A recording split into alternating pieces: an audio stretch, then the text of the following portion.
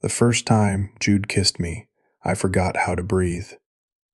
We were standing in the middle of the school cafeteria, surrounded by at least 200 students, and his hand was cupped against my jaw, like I was something precious. His lips were warm and tasted faintly of mint gum, and when he pulled back just enough to murmur, "Your crush is watching," against my mouth, I realized with sudden, terrifying clarity that I didn't care about my crush anymore.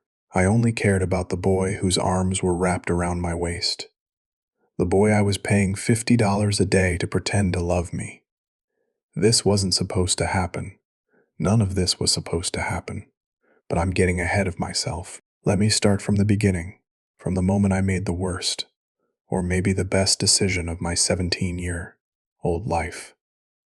His name was Tyler Harrison, and I'd been in love with him since the first day of junior year. He was everything I thought I wanted: captain of the basketball team, impossibly tall with sun, streaked brown hair, and a smile that could make teachers forget to assign homework. He was kind in that effortless way popular people sometimes are, always ready with a high five or a "hey, little man" that made my stomach flip, even though I hated being called little.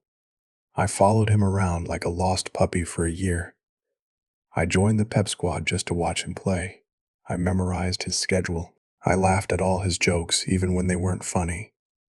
And Tyler treated me exactly like what I was, an enthusiastic underclassman with a harmless crush. He ruffled my hair. He let me carry his gym bag. He never, not once, looked at me the way I looked at him. "You need to make him jealous," Sophia Martinez announced one afternoon during drama club rehearsal. She was our club president, a senior with perfect winged eyeliner and the kind of confidence I desperately envied. Geese like Tyler don't appreciate what they have until someone else wants it. I was sprawled across the stage, supposedly memorizing my lines for our spring production of A Midsummer Night's Dream. Tyler doesn't have me. That is kind of the whole problem. Exactly my point. Sophia sat down beside me, her script forgotten. "You need to show him what he is missing. Get a boyfriend. Make Tyler see you as something other than his little cheerleader." "Right, because boyfriends just grow on trees," I muttered. "In case you haven't noticed, the dating pool at this school isn't exactly overflowing for guys like me." Sophia's eyes lit up with the kind of dangerous gleam that usually preceded her most dramatic ideas. "Have you heard of my brother?" "You have a brother." "Different dads. Same mom. He is a senior. Jude Martinez." She said it like I should recognize the name, and when I shook my head, she laughed. "Oh, Miles. Sweet, innocent Miles. Jude is basically a legend at this school. He runs a service. That is how I learned about Jude's business. For a fee, he would be your boyfriend. Not in a sketchy way. Sophia was very clear about that. He'd accompany you to family dinners when your parents were asking too many questions about your love life. He'd pose as your date for school dances. He'd even help you make ex-girlfriends or ex-boyfriends jealous. All strictly professional, all perfectly innocent, and apparently wildly popular among students who needed a temporary +1. He has helped at least a dozen people this year alone. Sophia told me, and here's the thing about Jude: he is good, like, really good. He is charming, he is reliable, and he is absolutely gorgeous. If anyone can make Tyler Harrison jealous, it is my brother. I should have said no. I should have recognized this as the terrible idea it was. Instead, I heard myself ask, "How much does he charge?" $50 a day. For a month of service, that would be $1,500. Basically every cent I'd saved from 2 years of birthday money and weekend shifts at the local bookstore. It was completely insane. It was financial suicide. It was probably the most reckless thing I'd ever considered doing. I said yes anyway. Jude Martinez didn't look like I expected. I'd built up this image in my head of some smooth talking player type, all swagger and smirk.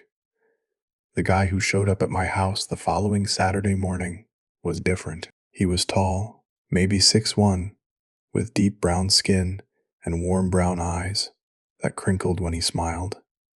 His black hair was cut short on the sides, slightly longer on top, and he was wearing a simple white t-shirt and jeans that somehow looked better than any outfit I'd spent an hour putting together. Miles Carter, he extended his hand, professional as a businessman closing a deal. I'm Jude. Sophia's told me a lot about you.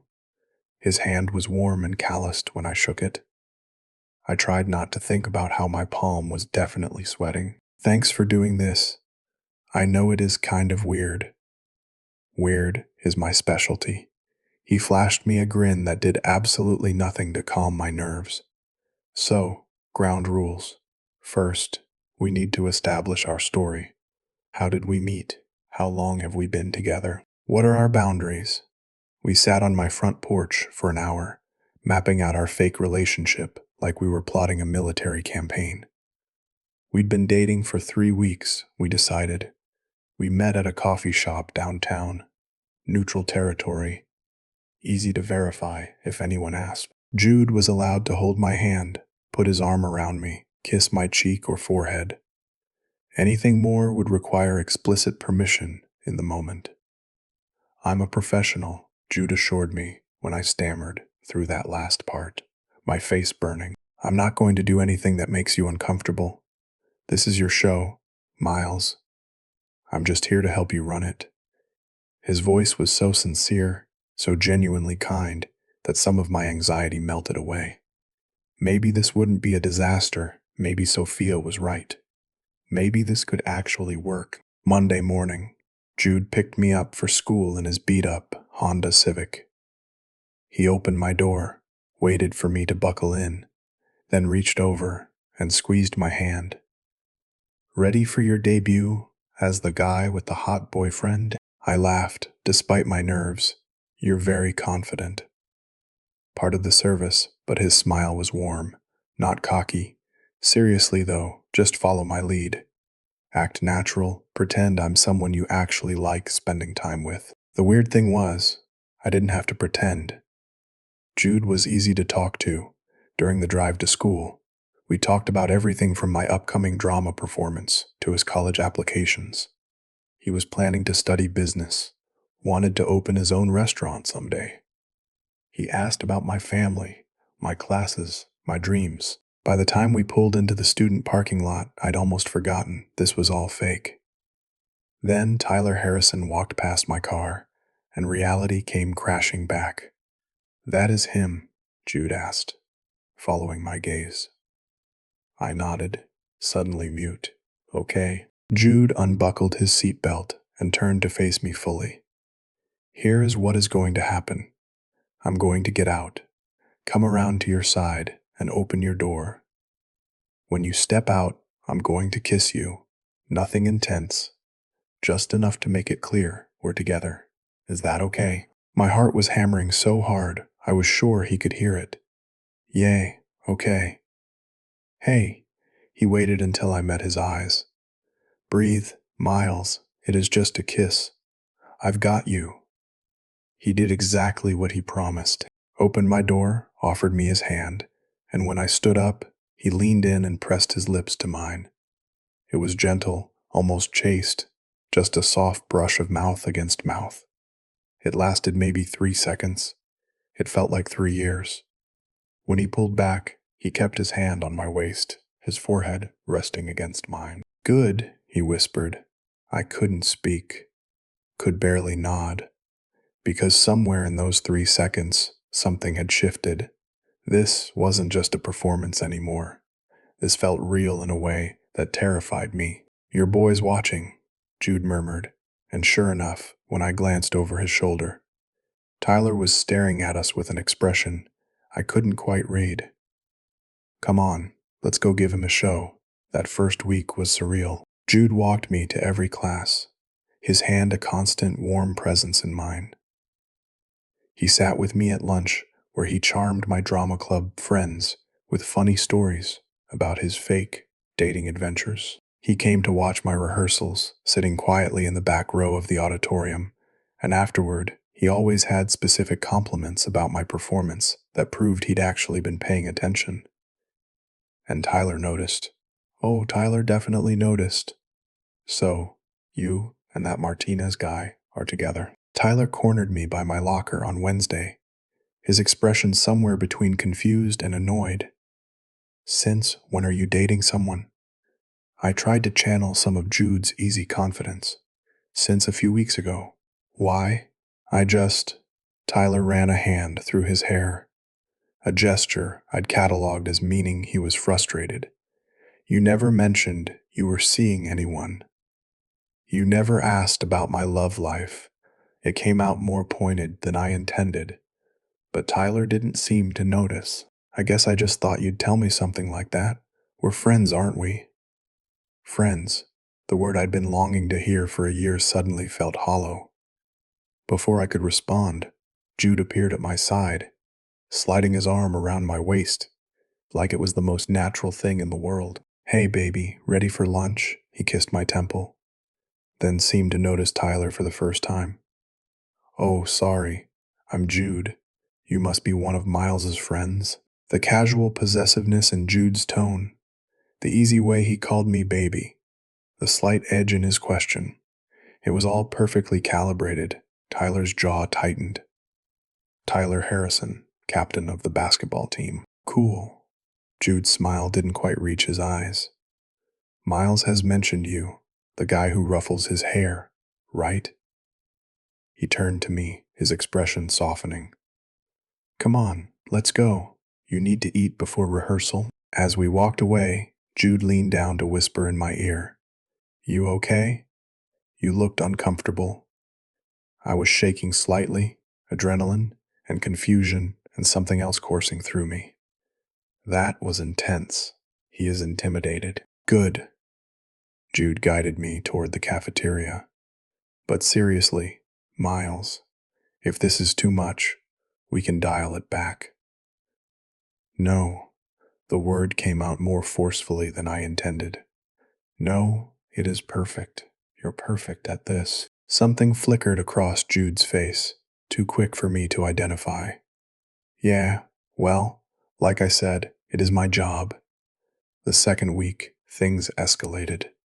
Tyler started finding excuses to talk to me. He asked if I wanted to shoot hoops after school. He invited me to a party at his house that weekend. He even offered to help me run lines for the play, something he'd never shown interest in before, and I kept saying no because Jude was always there. Jude, who picked me up every morning with coffee from my favorite shop. Iced vanilla latte with an extra shot, exactly how I liked it. Jude, who sent me funny memes between classes. Jude, who stayed after rehearsal was over just to walk me to my car, even though it meant he got home an hour later. Don't you have better things to do? I asked him one evening, as we sat in the school parking lot, neither of us in a hurry to leave. You're paying for this time, but you don't have to actually spend every minute with me. Jude was quiet for a moment, his hands resting on the steering wheel. What if I want to? That is not. I struggled to find words. Jude, you don't have to pretend when we're alone. Who says I'm pretending? He turned to look at me, and there was something in his eyes that made my breath catch. Then he blinked, and it was gone, replaced by his usual easy smile. Besides, your drama performances are actually really good. I'm invested in whether you nail the puck monologue. I laughed, but it sounded hollow even to my own ears. You're a good actor yourself. Yeah. His smile faded slightly. I guess I am. That weekend, my parents insisted Jude come to our family dinner. We want to meet this boyfriend Miles won't stop talking about, my mom had said, and I'd realized with horror that I had been talking about Jude constantly. To my parents, to my friends, to anyone who would listen. Jude showed up in a button-down shirt with flowers, greeting my parents with the kind of polite charm that immediately won them over. He complimented my mom's cooking, discussed sports with my dad, and even played video games with my little sister. He was perfect, too perfect. After dinner, we escaped to my room under the guise of studying. Jude sprawled on my bed like he belonged there, looking around at my posters and books with genuine interest. "Your family's nice," he said. "Your sister's hilarious." "They liked you?" I sat down at my desk, maintaining some distance because having Jude on my bed was doing dangerous things to my composure. "Of course they did. Everyone likes you." "Not everyone." He propped himself up on his elbows. "Tyler Harrison doesn't seem like a member of my fan club." I couldn't help but laugh. "Tyler's been acting weird all week. He keeps trying to hang out." "Isn't that what you wanted?" Jude's tone was carefully neutral. "Him paying attention to you?" "Yeah, I guess." I picked at a loose thread on my jeans. "It is just weird. I spent a year trying to get him to notice me, and now that he has, I don't." I stopped, unsure how to finish that sentence. "You don't feel the way you thought you would," Jude supplied quietly.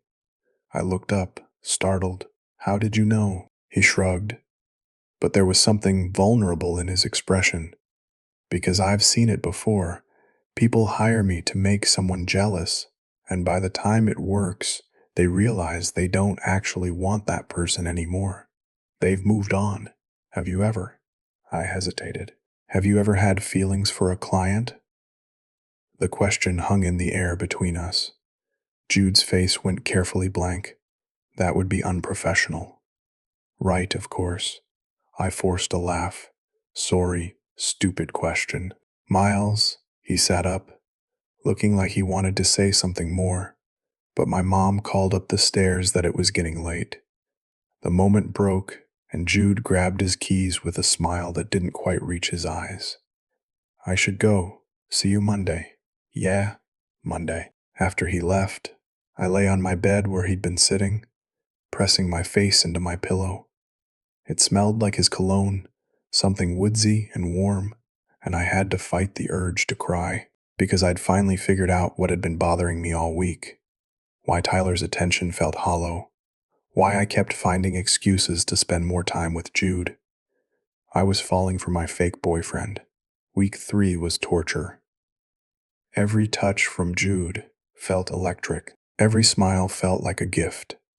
Every moment we spent together felt precious and painful, because I knew it was all an act for him, just another job, while I was drowning in real feelings I couldn't voice.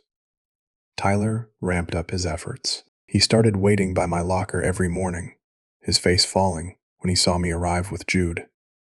He sat near our table at lunch, trying to catch my eye. He even showed up to one of my rehearsals, sitting in the front row, while Jude occupied his usual spot in the back. After rehearsal, Tyler intercepted me before I could reach Jude. "Miles, can we talk? Alone?" Jude immediately stepped back. "I'll wait in the car." "No, it is." I started, but Jude was already walking away, giving us privacy I didn't want. Tyler led me to a quiet corner of the auditorium. He looked nervous, which was strange. Tyler was never nervous. "I've been thinking a lot lately about us." "There is no us, Tyler, but there could be." He stepped closer, and I instinctively stepped back. "Miles, I've been an idiot. I didn't realize how I felt about you until I saw you with someone else. But I'm realizing it now. I like you. I want to be with you." A year ago, this would have been everything I dreamed of. Tyler Harrison, the guy I'd pined after for months, confessing his feelings. It should have felt like winning the lottery. Instead, all I felt was a dull ache in my chest. "You don't like me," I said quietly. "You like that someone else has me." "That is not true. Tyler, you've had a year to notice me. A whole year when I was right there, available and obviously interested. You didn't want me then. You don't really want me now. You just don't like losing." His face flushed. That is not fair. Maybe not. I felt tired suddenly. But it is true. I'm sorry, Tyler. I'm with Jude. Are you? His eyes narrowed. Because Sophia told me her brother runs some kind of fake dating service. Is that what this is? Did you hire him to make me jealous? My heart stopped. What? It makes sense. You follow me around for a year.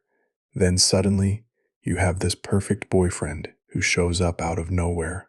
Come on, Miles. I'm not stupid. You don't know what you're talking about. Don't I? Tyler's voice rose. If I'm wrong, prove it. Tell me you didn't pay Jude to pretend to date you. I couldn't. The words stuck in my throat, and my silence was answer enough. Tyler's expression hardened. That is what I thought. When you're done playing pretend, come find me. I'll be waiting. He walked away, leaving me standing alone in the empty auditorium. I don't know how long I stood there. Long enough that Jude came looking for me, his footsteps echoing in the quiet space. Miles, what happened? You look. He stopped in front of me, concern written all over his face. Hey, what is wrong? He knows. My voice came out flat. Tyler figured it out, about us, about you. Jude's jaw tightened. What did he say? That I should come find him when I'm done playing pretend. I laughed, but it sounded broken. He is waiting for me, the real me, not the one with the fake boyfriend. Is that what you want? Jude's voice was carefully controlled. To be with him? I looked up at Jude, really looked at him. At the way his hands were clenched into fists, at the tension in his shoulders, at the guarded expression that couldn't quite hide the vulnerability in his eyes. Can I ask you something? I said, and I need you to be honest with me. Always. Do you treat all your clients like this? The coffee orders, the staying late, the way you look at me sometimes like, I couldn't finish. Is this all part of the service? Jude was quiet for so long, I thought he wouldn't answer. When he finally spoke, his voice was rough. No, this isn't part of the service. My heart stuttered. Then, what is it? Miles, he ran a hand over his face. I shouldn't say this. It is completely unprofessional, and I'm probably about to ruin everything, but I can't. I can't keep pretending anymore. He stepped closer, close enough that I could see the gold flecks in his brown eyes. I'm supposed to be helping you get the guy you want. That is the job. But somewhere along the way, I started hoping you'd realize the guy you want could be me. I stopped breathing. What? I've done this fake dating thing dozens of times, Jude continued, the words spilling out like he couldn't stop them. It has always been easy to keep things professional, to remember it is just a job. But with you, God, Miles, with you, it has been impossible. I look forward to seeing you every morning. I make excuses to spend more time with you. I sit through your rehearsals because I genuinely love watching you perform. And when Tyler looks at you the way I wish I could, it kills me, because I know I'm just the stand-in until you get what you really want. My mind was reeling. You have feelings for me. I'm completely gone for you. He laughed, shackily. I have been since that first morning when you were so nervous, you spilled coffee on your shirt and tried to play it off like it was intentional. You're brilliant and kind and funny and talented, and every day I have to pretend this is just business when all I want is for it to be real. Jude, you don't have to say anything. He cut me off, stepping back. I know this isn't what you signed up for. I know you hired me to help you get Tyler. I needed you to know, before this ends, before I have to watch you walk away and pretend I'm fine with it. He turned to leave, and panic seized me. Wait, Jude froze. I closed the distance between us, my hand catching his arm. You said you wanted this to be real. What if I told you I want that too? He turned slowly, hope and disbelief warring on his face. Miles, I've spent weeks trying to figure out why Tyler's attention didn't make me happy. Why every time he tried to talk to me, I wished I was with you instead. Why the thought of our contract ending made me feel sick. I took a shaky breath. I think I've been falling for you this whole time, and I was too scared to admit it because I thought it was all an act for you. It was never an act, Jude said fiercely. Maybe it started that way, but it stopped being fake about 3 days in. Every touch, every kiss, every moment, that was all real for me. Even that first kiss in the parking lot. Especially that one. He reached up, cupping my face with a gentleness that made my eyes sting. I knew I was in trouble the second my lips touched yours. I'd never felt like that with anyone, never wanted a kiss to last forever. And then I had to pull away and pretend it meant nothing when it meant everything. I leaned into his touch. I don't want Tyler. I don't think I have for a while now. I want you. The real you. Not the one I'm paying to be with me. Miles, are you sure?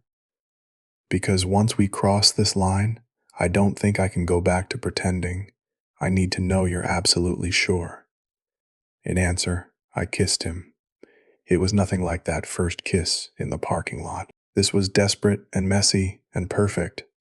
Our mouths meeting like we'd been holding back for too long. Jude's arms came around me, pulling me close, and I melted into him, my hands fisting in his shirt. He kissed me like I was oxygen, and he'd been drowning. And I kissed him back with everything I'd been too afraid to show. When we finally broke apart, both breathing hard, Jude rested his forehead against mine. I'm refunding your money. I blinked. What? All of it. Every cent you paid me, because I don't want you to ever think I'm with you for anything other than the fact that I'm crazy about you.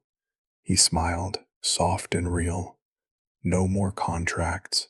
No more fake dating. Just us, if you want that. I want that.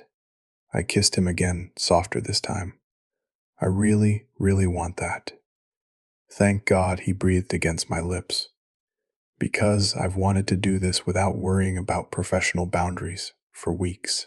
We stayed in that empty auditorium for another hour, talking and kissing and making plans. Real plans for real dates, for a real relationship. Jude told me about his dreams for the future, about the restaurant he wanted to open someday, about how he'd started the fake dating service to save money for college, but now thought he might retire it. I told him about my acting ambitions, about my fears and insecurities, about how he made me feel brave enough to want more than I'd thought I deserved. I should probably tell you, I said eventually, that Sophia is going to be insufferable about this. She is going to take credit for us getting together. Jude laughed. Oh, she absolutely will. And honestly, she can have it. I'll thank her for the rest of my life for introducing me to you. The final week of our original contract felt like a dream. We spent every possible moment together, not because we had to maintain an illusion, but because we genuinely wanted to. Jude came to every rehearsal, and afterward, we'd get dinner at whatever cheap restaurant we could afford. We studied together at the library, our hands linked under the table. We talked for hours about everything and nothing, learning each other in a way that felt both new and familiar. Tyler tried to approach me one more time, catching me alone after school. I heard you're still with Martinez, he said, even though I know the truth about how you got together. The truth is complicated, I replied. But yeah, I'm still with him. I'm going to be with him for as long as he'll have me. He was just doing a job, Miles. You can't build a real relationship on something that started as a lie. I thought about that for a moment. Maybe we started in a weird way, but what we have now, that is real. And honestly, Tyler, I'm glad things worked out this way. Because if you'd noticed me 6 months ago, I would have said yes without thinking. I would have been with you for all the wrong reasons, because you were popular and cool and everything I thought I wanted. But Jude sees me, the real me, and he likes that person. That is worth more than any fantasy I had about us. Tyler looked like he wanted to argue, but he just shook his head. I hope you know what you're doing, I really do. After he left, I found Jude waiting by my car. He pulled me into a hug, and I breathed in his scent, feeling more at home than I ever had before. "How'd it go?" he asked. "Good. Great, actually." I told him the truth, that I'm happy with you. "Are you?" Jude pulled back to look at me, his eyes searching. "Happy, I mean, ridiculously so." I kissed him, right there in the parking lot where this had all started. "You make me happy." "Good." He grinned against my lips. "Because you make me happy too. Happier than I knew I could be." Opening night of the play arrived faster than I expected. I was a nervous wreck backstage, running through my lines compulsively. Jude found me in the green room 20 minutes before curtain. "Hey," he caught my hands, stilling my fidgeting. "You're going to be amazing." What if I forget my lines? What if I trip? What if he kissed me, shutting up my spiral of anxiety? You're not going to forget anything. You're talented and prepared and incredible. And even if something does go wrong, I'll be in the audience. So proud of you, I might actually burst. You can't burst. I need you intact. Then I guess I'll have to contain my pride. He kissed my forehead. "Break a leg, baby. I'll be the one cheering the loudest." He was right. The performance went perfectly. I hit every mark, nailed every line, and when I took my bow, I searched the crowd until I found Jude. He was on his feet, applauding so enthusiastically that people around him were laughing. His face was split in the biggest smile I'd ever seen, and the pride in his eyes made my chest tight with emotion. After the show, my parents wanted to take us out to celebrate. We ended up at a local diner, my mom gushing about my performance, while my dad asked Jude about his college plans. My sister demanded Jude play the video game they'd started last time, and watching them together.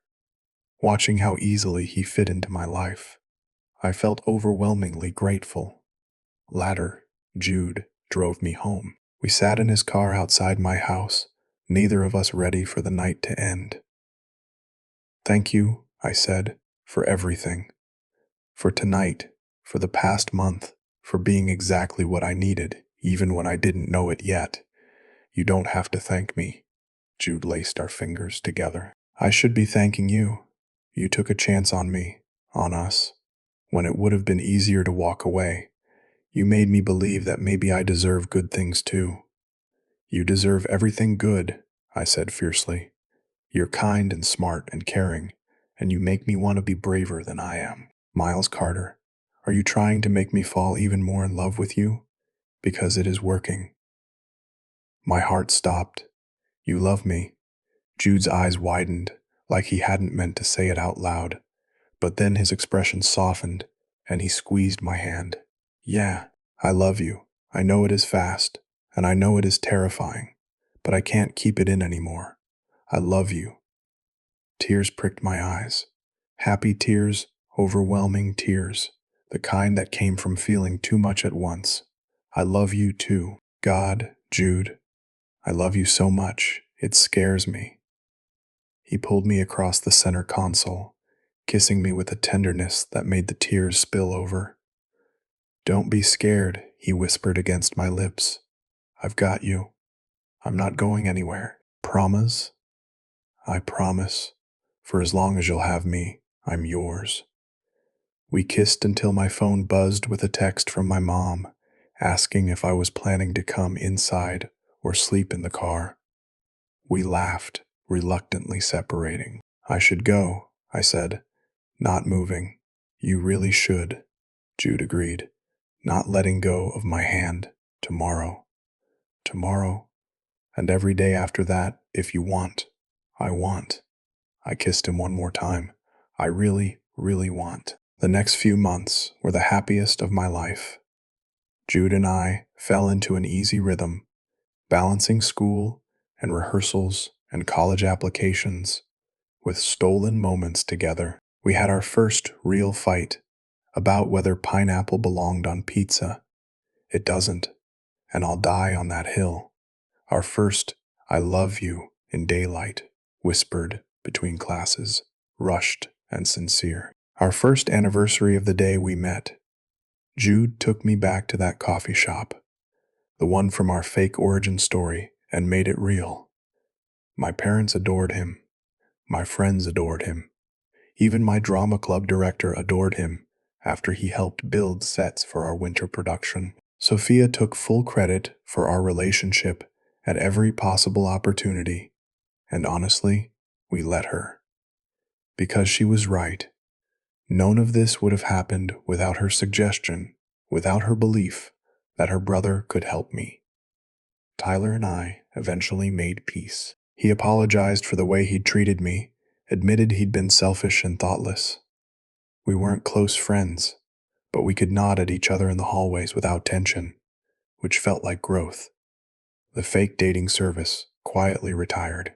Jude told his last few clients that he was closing up shop, focusing on school and his actual relationship. Some were disappointed, most were understanding. A few asked if we'd be willing to share our story. Convinced it would make a great movie, we politely declined, keeping our beginning to ourselves, something precious and private. Jude got into his first choice college with a partial scholarship. I still had another year of high school, which terrified both of us.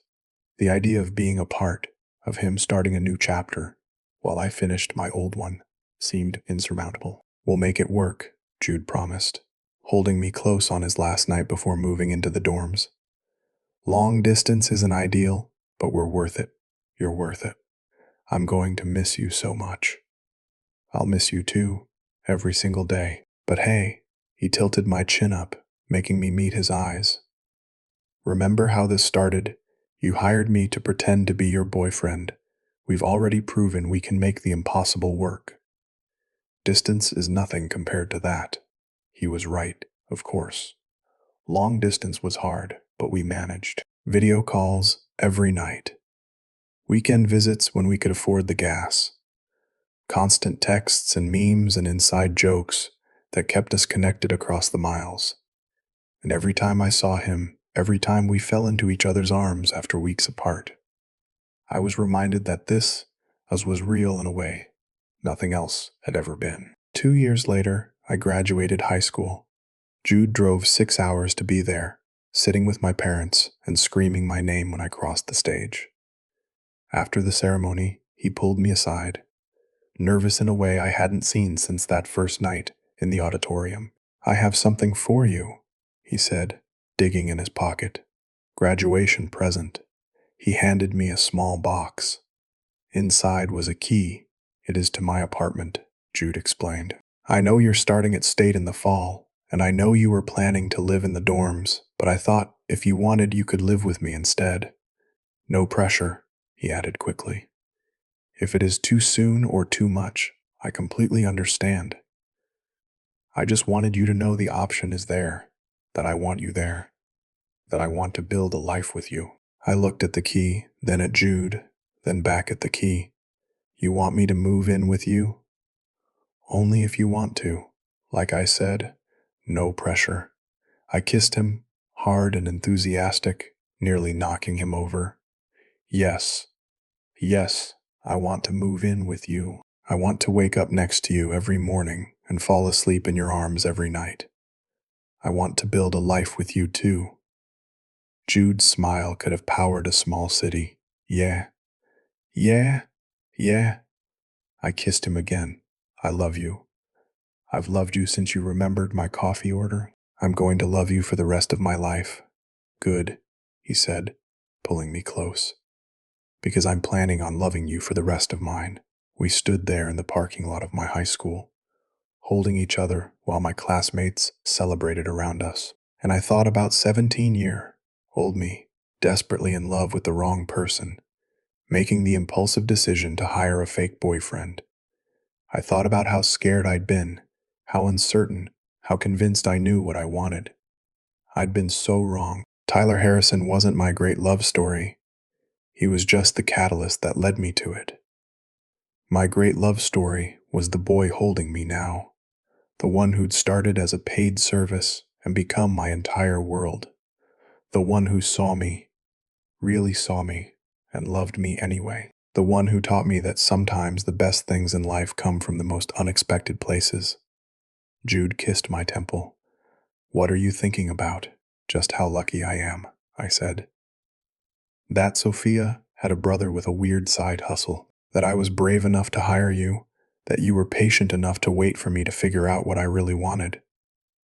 "I'd wait forever for you," Jude said simply. "But I'm glad I didn't have to. Me too." We stayed like that until my parents called us over for pictures. Jude's arm stayed around my waist the entire time, solid and real and mine. My mom kept tearing up, taking approximately 700 photos.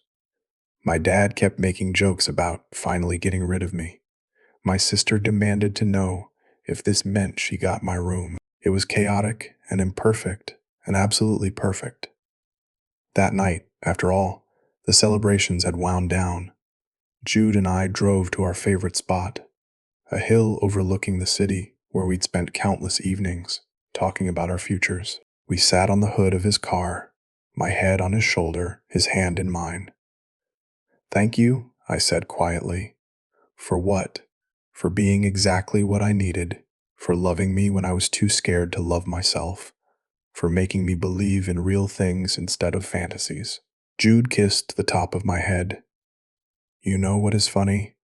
I started that fake dating service because I didn't believe in real relationships.